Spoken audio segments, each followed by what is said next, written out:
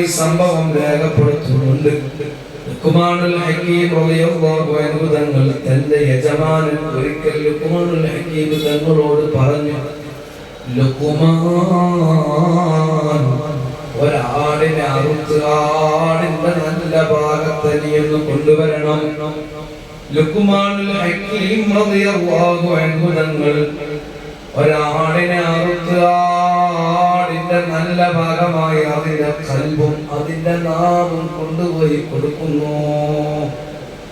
ലുഖ്മാനുൽ ഹകീം റളിയല്ലാഹു അൻഹു തങ്ങളോട് തന്റെ യജമാനന്റെ രണ്ടാമത്തെ കൽപ്പന ഓർഡർ, ലുഖ്മാൻ, ആടിനെ അറുത്ത് അതിന്റെ ഏറ്റവും മോശപ്പെട്ട ഭാഗത്ത് കൊണ്ടുവരണം. ലുഖ്മാനുൽ ഹകീം റളിയല്ലാഹു അൻഹു തങ്ങൾ കൊണ്ടുപോയി കൊടുത്തത് ആടിന്റെ ഇതേ കൽബും ഇതേ നാവും തന്നെയാണ്. ലുഖ്മാനുൽ ഹകീം തങ്ങളോട് തന്റെ യജമാനൻ കയർത്തു സംസാരിച്ചു, അല്ല ലുഖ്മാൻ, നിന്നോട് ഞാൻ കൊണ്ടുവരാൻ പറഞ്ഞത് ഏറ്റവും നല്ല ഭാഗം കൊണ്ടുവരാൻ പറഞ്ഞപ്പോൾ നീ കൊണ്ടുവന്നത് ഈ കൽബും ഈ നാവുമാണ്.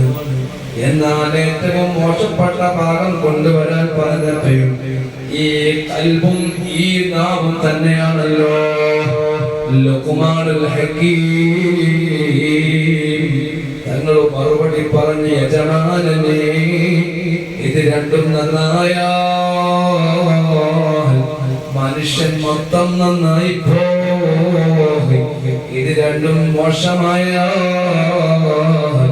ആ മനുഷ്യൻ മൊത്തം ഇല്ലാണ്ടായി പോയി. ഇത് പറഞ്ഞപ്പോൾ ലുഖ്മാന്റെ മുതലാളി പറഞ്ഞു, ലുഖ്മാന്റെ മുതലാളി പറഞ്ഞു, തത്വങ്ങൾ പറയുന്ന ലുഖ്മാനിനെ കടത്തി വെട്ടുന്ന തത്വങ്ങളാണല്ലോ നീ പറയുന്നതെന്ന് പറഞ്ഞു. ആ ലുഖ്മാനാണ് ഈ ലുഖ്മാനെന്ന് യജമാനന് അറിയില്ല.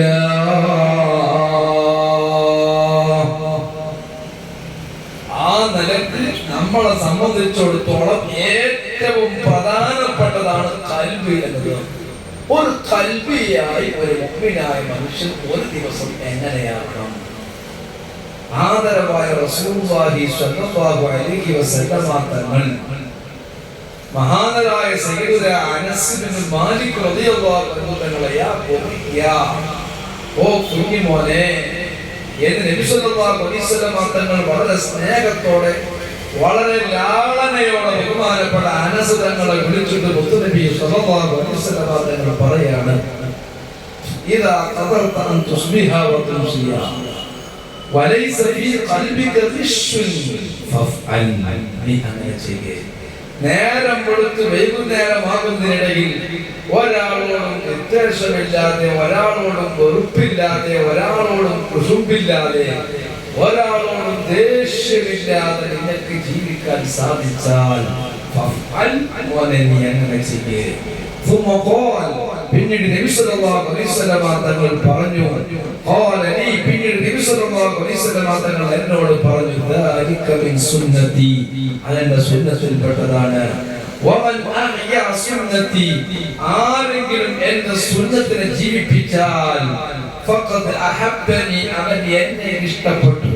വമൻ അഹബ്ബനി, ആരെങ്കിലും എന്നെ ഇഷ്ടപ്പെട്ടാൽ കാന മഈ ഫിൽ ജന്ന, അവൻ എന്റെ കൂടെ സ്വർഗ്ഗത്തിലാണെന്ന് ഹബീബുനാ മുഹമ്മദുൽ മുസ്തഫ സല്ലല്ലാഹു അലൈഹി വസല്ലം. സ്വർഗ്ഗത്തിൽ പ്രവേശിക്കുക എന്നതൊക്കെ വലിയ ശ്രമകരമാണ്. അമ്പിയാക്കളും ഔലിയാക്കളും സ്വാലിഹീകളും ശുഹദാക്കളും കടക്കുന്ന വീട്, മഹാത്മാക്കൾ കടക്കുന്ന വീട് മണിയില്ല റബ്ബേ വാങ്ങുവാന വീട്, കൊതിയുണ്ട് വല്ലാതെ പേടും അതിനോട്, അതിലേക്ക് നീയൊരു പാസുത്താവന്നേ, അത് നിന്റെ അടുക്കൽ മാത്രമേ. മാനപ്പെട്ട താഴ്വാർ ഉസ്താദവറുകൾ തന്റെ കിതാബിൽ അത് മനോഹരമായിട്ടാണ് എഴുതി വെച്ചത്. ബഹുമാനപ്പെട്ട സയ്യിദുന ഇബ്രാഹിം ബിൻ അദ്ഹം റളിയല്ലാഹു അൻഹു എന്നരായ ബാബ ഉസ്താദിനെ അവരെ കുറിച്ച് പറയാൻ വേണ്ടി മാത്രം ഒരു ഗ്രന്ഥമുണ്ട് റഈസുസ് സാഹിബിന്റെ ഇബ്രാഹിം ബിൻ അദ്ഹം. ആ ഗ്രന്ഥത്തിൽ കാണാം ബഹുമാനപ്പെട്ട ഇബ്രാഹിം ബിൻ അദ്ഹം റളിയല്ലാഹു അൻഹു തങ്ങൾ ഒരിക്കൽ ടോയ്ലറ്റിൽ പോകാൻ വേണ്ടി അങ്ങ് ഇറങ്ങിയപ്പോൾ ടോയ്ലറ്റിന് സമീപത്തിൽ ടോയ്ലറ്റിലേക്ക് കയറാൻ വേണ്ടി നിൽക്കുന്ന സമയത്ത് ബഹുമാനപ്പെട്ട ഇബ്രാഹിം ബിൻ അദ്ഹം റളിയല്ലാഹു അൻഹു തങ്ങളെ ഒരാൾ തടഞ്ഞു. ഇത് പണം കൊടുത്ത് ഉപയോഗിക്കുന്ന കക്കൂസാണ്, ഇത് ഫ്രീ അല്ല, കാശ് വേണം എന്ന് പറഞ്ഞപ്പോ ബഹുമാനപ്പെട്ട ഇബ്രാഹിം ബിൻ അദ്ഹം റളിയല്ലാഹു അൻഹു തങ്ങൾ കരഞ്ഞുവത്രേ. കരഞ്ഞ ബഹുമാനപ്പെട്ട ഇബ്രാഹിം ബിൻ അദ്ഹം റളിയല്ലാഹു അൻഹു തങ്ങളോട് ആ ടോയ്ലറ്റിന്റെ ഉടമസ്ഥൻ പറഞ്ഞു, നിങ്ങൾ കാശ് തരണ്ട, ഒന്നും തരണ്ട, നിങ്ങൾ ബാത്റൂമിൽ പോയി ടോയ്ലറ്റിൽ പോയി നിങ്ങളെ കാര്യങ്ങൾ സാധിപ്പിച്ചു നിങ്ങൾ വരിക. ബഹുമാനപ്പെട്ട ഇബ്രാഹിം ബിൻ അദ്ഹം റളിയല്ലാഹു അൻഹു തങ്ങൾ പറഞ്ഞത്, മോനെ പണം ഉണ്ടോ ഇല്ലേ എന്നത് മറ്റൊരു വിഷയം, അതാലോചിച്ചിട്ടല്ല ഞാൻ കരഞ്ഞത്. സാക്ഷാൽ ചെറുത്താന്റെ വീടായ ടോയ്ലറ്റിൽ പോവാൻ പോലും പണം വേണമെങ്കിൽ ചെറുത്താന്റെ വീടാണ് ടോയ്ലറ്റ്. അതുകൊണ്ടാണ് കക്കൂസിൽ പോകുമ്പോൾ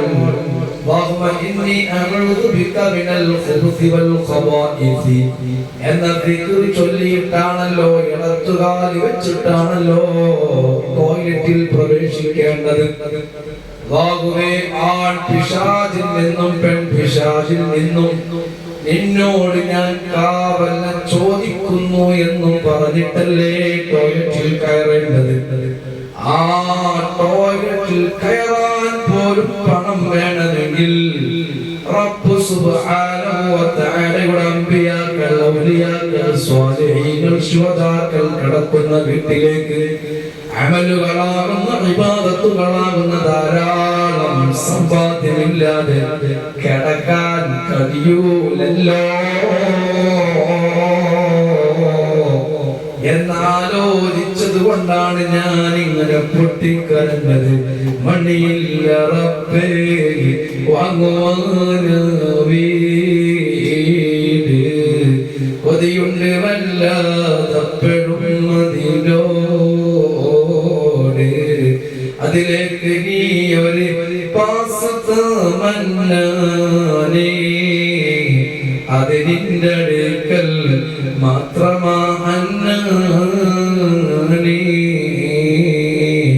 അല്ലാഹുവേ, സാധുക്കളായ ഞങ്ങൾക്ക് തൗഫീഖ് നൽകണം അല്ലാഹ്. അമലുകളില്ല, ഇബാദത്തുകൾ കുറവല്ല, കുറവായ ആഖിറുസ്സമാനിന്റെ ചണ്ഡികളായ ഞങ്ങൾക്ക് നീ തൗഫീഖ് നൽകണം അല്ലാഹ്. നിന്റെ മഹദായ ഫള് കൊണ്ട് നീ ഞങ്ങളെ സ്വർഗ്ഗത്തിൽ പ്രവേശിപ്പിച്ചു തരണം അല്ലാഹ്.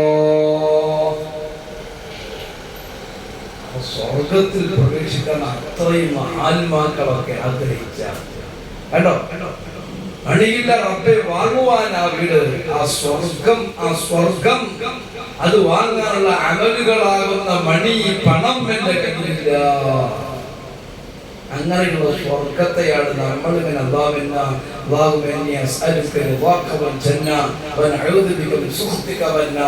എന്നൊക്കെ വളരെ മനസ്സറിയാതെ ലാഘവമൈന്റോടുകൂടി പറഞ്ഞു പോകുന്നത്.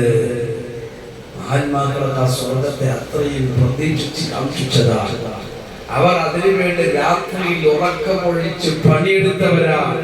പകലുകളെയും രാത്രികളെയും ഒക്കെ ആ സ്വർഗത്തെ റബ്ബിന്റെ തൃപ്തിയും പൊരുത്തവും വിചാരിച്ച് ആ റബ്ബിനെ കാണാനുള്ള ഇടമാണ് നാളെ സ്വർഗം. ആ സ്വർഗത്തിന് വേണ്ടി പണിയെടുത്തവരാണ് നമ്മൾ. എന്ത് പണി? അല്ലാഹു നമ്മളെ നന്നാക്കി തരുമാറാവട്ടെ, അല്ലാഹു നമ്മളെ നന്നാക്കി തരുമാറാവട്ടെ. ആദരവായ റസൂലുള്ളാഹി സ്വല്ലല്ലാഹു അലൈഹി വസല്ലം തങ്ങൾ പറയാണ്, നേരം വെളുത്ത് വൈകുന്നേരം വരെ നിന്റെ മനസ്സിൽ ഒരാളോട് വിദ്വേഷമില്ലാതെ, ദേഷ്യമില്ലാതെ, കുശുമ്പില്ലാതെ നമ്മൾക്ക് ജീവിക്കാൻ കഴിഞ്ഞാൽ അങ്ങനെ ജീവിക്കുവിൻ. അതെന്റെ സുന്നത്താണ്. ആരെങ്കിലും എന്റെ സുന്നത്തിനെ ജീവിപ്പിച്ചാൽ അവൻ എന്റെ കൂടെ സ്വർഗ്ഗത്തിലാണെന്ന് ഹബീബുനാ റസൂലുള്ളാഹി